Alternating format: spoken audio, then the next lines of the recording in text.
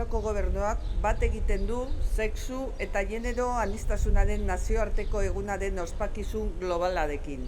Norbaitek diskriminazioa jasaten duenean bere sexu orientazioagatik, sexu edo genero identitateagatik, genero adierazpenagatik edo sexu ezaugarriengatik ahuldu egiten da gure gizartearen kalitate demokratikoa.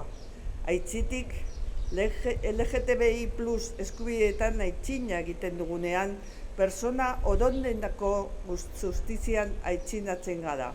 Zalantzarik gabe, aitzina egin dugu aniztasunarekiko errespetuan, baina erdietsitako eskubideak ez dira gibaletzeko immuneak. Erdiespenak zalantzen parantzen dituzten diskurso erreakzionarioaren gorakada kezkagarria ikusten dugu, bereziki transexualen eskubideei dagokienez. Hala, aitzinamenduak eskatzen du erantzukizuna partekatzea.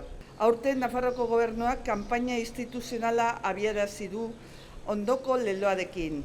Aniztasunean arro, ospa ezazun ezberdintasuna, aldarrekatu ezazu berdintasuna.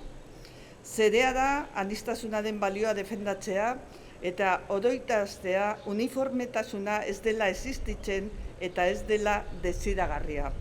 Horregatik, guztiagatik, Nafarroko gobernua berretsi egiten du odonendako eskubidea bultzatzeko eta bermatzeko konpromiso politikoa, ikuspegi feminista, inklusibo, intersekzional eta anitzatekik eraikiteko berdintasuna politika publikoen bidez, gizarte berdinzaleagoa bat eraikitzen laguntzeko.